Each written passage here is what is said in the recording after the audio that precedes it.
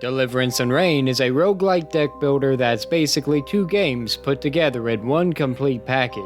The rogue side, which is my particular favorite, is a card duel through and through. You start the game by picking your faction. The first to be unlocked are the demons, with more unlocked as you try them out. You don't even have to win with the previous deck in order to unlock the next one, which I really like. The demons are the most well-rounded. The gargoyles focus on defense, with their main source of damage output being from reflecting the enemy's attacks.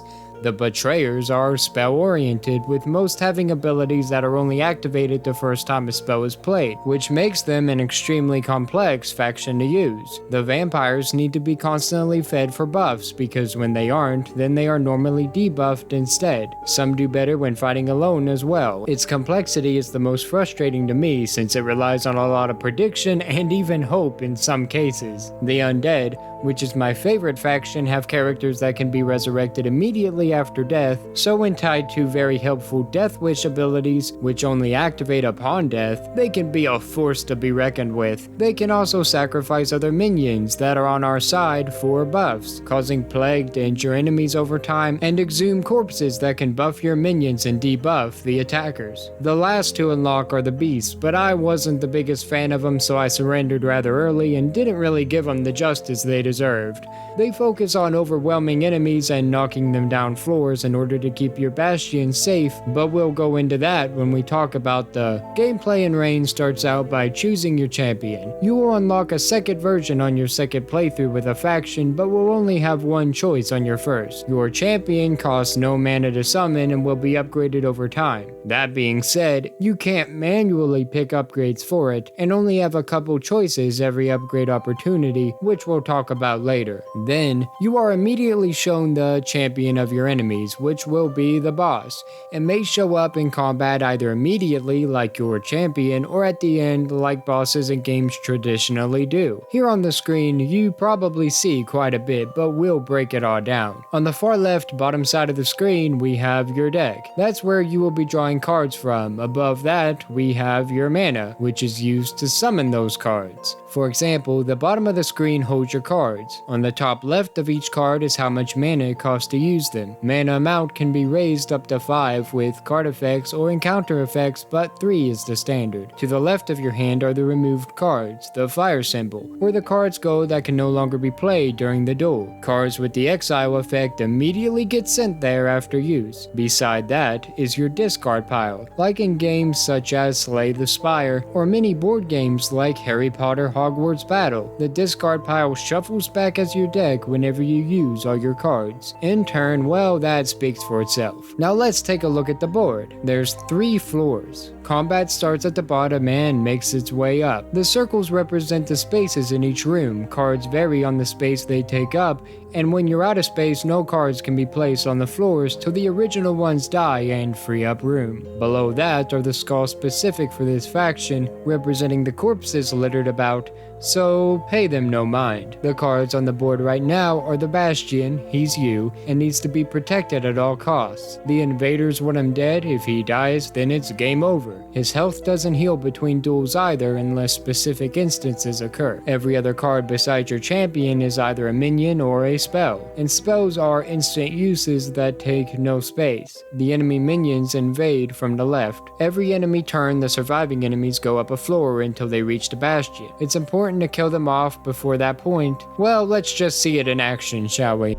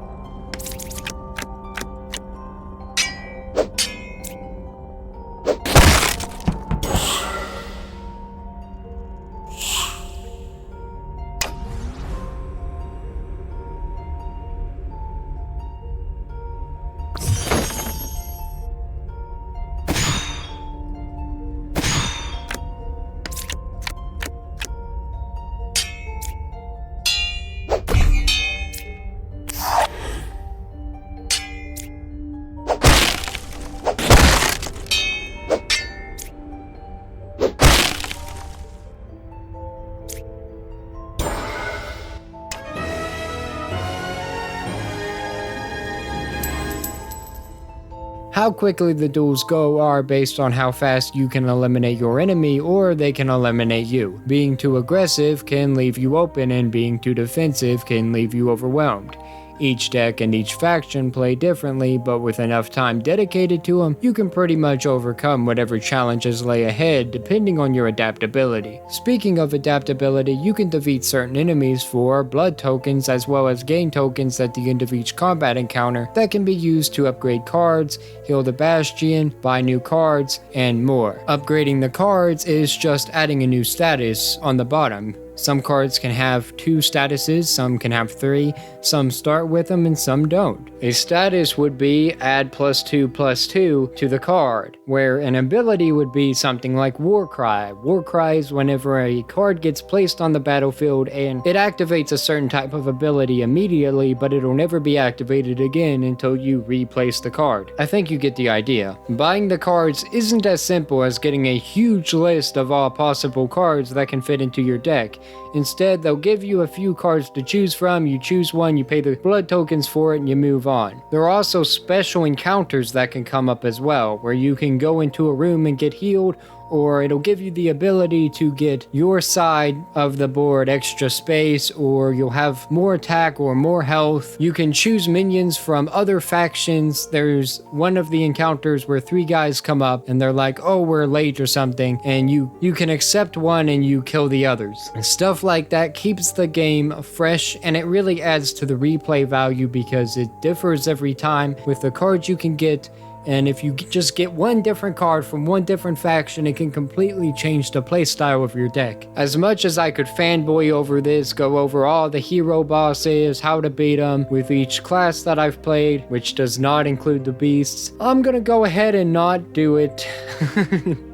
Not gonna spend any more time here, and we're gonna move on over to Deliverance. Deliverance is more of your Slay the Spyre type of game. You choose your hero, you only start out with one, you go in with some cards, you attack enemies as they pop up, and you continue on. Every time you die, you get coins at the end that you then can use to buy more cards to start out with. When it comes to building your deck, you can start out with a bigger deck every time if you spend coins to buy more cards. You can use it to buy more heroes to completely change the experience going in and the attacks and the way that the game works, and then you just repeat the process. I don't find it as fun because it's a lot more grindy. It takes the roguelite a lot more seriously than the other one does, where in the other one you die, it's over. You do it again. It's more of a roguelike, where this is far more roguelite because of the permanent progression that you do acquire. It leaves this one having far more replay value, but I just don't enjoy it as much. Again, different strokes for different folks. It does what it does, and it does it really well, especially once you unlock more heroes and things change up quite a bit. It can be a lot of fun. My biggest issue with this mode, as well as the other, is how the cards compare to one another within both modes. They don't feel like the same universe at times. Let me try to explain, okay? There are monster cards, like if you got the demon cards in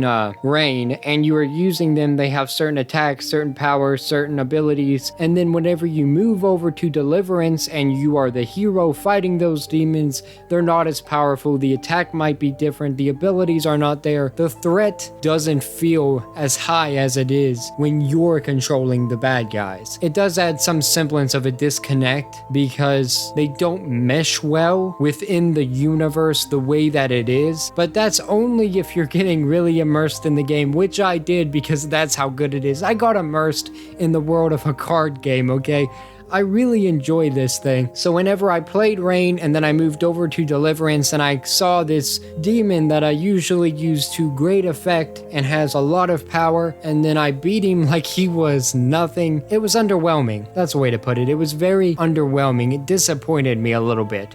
But as I played Deliverance more, I was able to separate them out and see them as 2 separate games within one universe instead of seeing them as one big universe, one overarching game. And that's why I decided to separate this out into Deliverance and Reign. I also like the pun with the title. don't come at me. You've probably noticed that some of my videos have been a little less articulate when it comes to game reviews than my original one. I stopped doing scripts, took too much time. I just want to get the review out, put some eyes on the game, and I hope I did this one justice as my first try, unscripted, entirely review. Not an impression, a straight review. So let me know if it went well. I'd really appreciate any feedback you can give. I tried to rush it by the end there. I just want to get this out. I want to put some eyes on the game because I really appreciate all the work that's put into it. It's an extremely well-crafted game, a really well-crafted dueling system.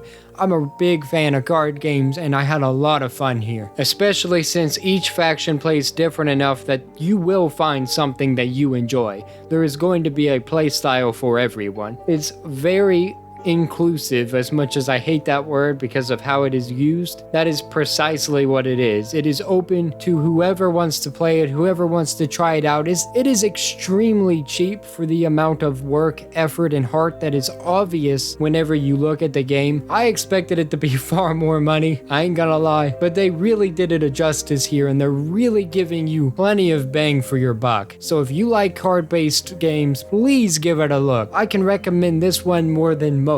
Again, it's 2 games in one, so if you don't like one, you might like the other. But that's all I gotta say. I recommend it wholeheartedly. I appreciate them for giving me the key, and I appreciate you for making it this far. For more news, reviews, and whatever we choose, stay tuned to Nerdsfeed. Have a great day.